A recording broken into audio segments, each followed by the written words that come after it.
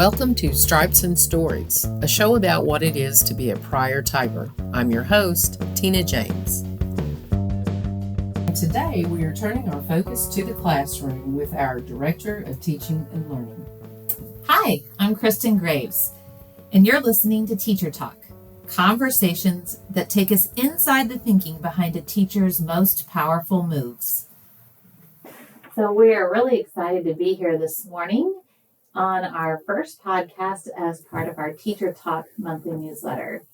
We call our newsletter Teacher Talk because so many great things happen when teachers get to have conversations about their work.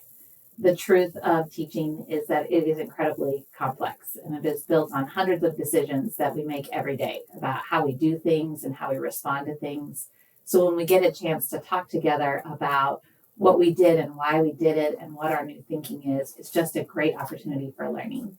And so this year we really wanted to bring that idea into our newsletter by actually having opportunities to hear teachers across our district talking about their practice. And so Sylvia Soap, our outgoing district teacher of the year for 23-24, has graciously agreed to be our first interviewee. So Sylvia, thank you so much for being here today. You are welcome, Kristen. Thank you for having me. Yes. So I'm just going to get the ball rolling by asking you about the decision you make to come back to this work every year. So what keeps you coming back to the classroom? Well, for me, there are jobs that people can finish and say, that was good, I'm done with that. Ours is not one like that. We are constantly a work in progress, and there is always work to be done. And I always feel excited come July, August, when that time comes around. I really can't imagine what other job I would do. So there's a lot of work to be done, and I'm excited to do it. You are so right. That really resonates with me. This is not a job that we arrive at and we've got it done. So if you think about, because you've been teaching for several years, if you think back about when you began your work, if you could go back to your first year, teach yourself, and give that Sylvia some advice, what would it be? Well, I would tell her to calm down because I stressed myself out at the beginning. And, talking about all the work that has to be done, I would tell first year Sylvia that you really aren't going to be done, from the beginning of July till the end of May. You're not going to be done. It's going to be a constant day-to-day thing, and that's okay. And one of my teachers at the beginning of my career, Mrs. K. Rogers, who is one of my mentors early on out at Osage, she told me that at the end of the day, she goes, if you can turn out your lights when you leave and ask yourself, have I done everything that I could possibly do for these kids today? Then you've done your job. I still reflect on that, and I still do that. So awesome. So, one thing that strikes me, I've gotten to see you teach a few times in your classroom, and one of the things that has always stood out to me is that you actually talk openly with your students about the decisions you're making as a teacher, and you invite them into that conversation. So talk to me a little bit about why you do that. Well, I think one of the things that has changed, I would say for me in the last maybe 10 years, 5 to 10 years, is that I have become more confident, and it's like I am willing to try things. If it doesn't work, I tell them this didn't work like I wanted it to. We're gonna change it up. And I think they appreciate that, them seeing me struggle, them seeing me, what can we do differently, asking for their input. And that really, it's made it easier. And so that's been very beneficial. I think that when they see me as a learner too, I think that's effective in the classroom.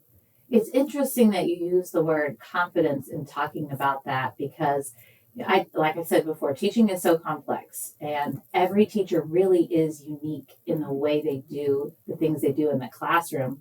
One of the things I've noticed over the years that amazing teachers have in common is that they are constantly evolving their practice. They're constantly thinking about what they're going to do differently. Sometimes it's even within the same day. They do something early in the day and they change up what they do later. And so it's interesting you use the word confidence to talk about that. What drives you to keep evolving the things you do?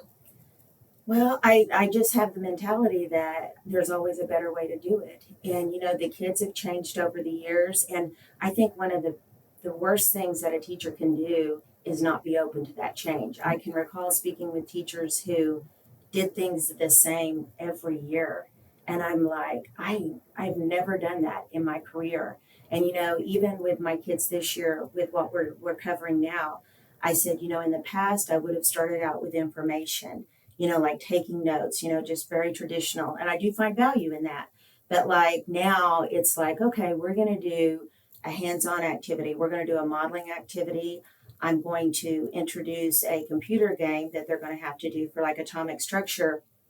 I'm not going to help them. I'm going to let them help each other. And that's not easy for me because Sylvia wants to tell them and give them all the answers and make their life easy. And so I will step back from that this week when we do it. And they'll be like, well, I don't understand. I said, well, you might ask somebody at your table and see if, they can help you with that. And so just, doing that, I feel has really helped me and my kids. What do you find that does for kids when you release the thinking to them when they're doing that struggling? Well, okay, so that's been an interesting transition for me. And it's actually in my mission statement this year. I went to training this past summer, and that term, let them, productive struggle. And I actually put that in my mission statement, that I would provide opportunities for them to struggle productively and still be successful. And so that's not easy for me.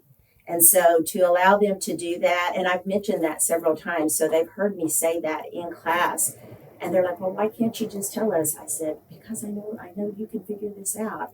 And so just stepping back from that, I think empowers them, and helps someone else beside them. Absolutely. And I love what you said. It's really a habit. Like you have to will yourself toward that. It's not like that happens naturally. And I think that it's we have such a desire, we have an innate desire as teachers to help students. And so knowing that we're actually helping them when we release that to them, it gives them that confidence that you've got that allows you to try new things and keep evolving your practice. You're giving that away in that way to students because you're letting them do that very same thing.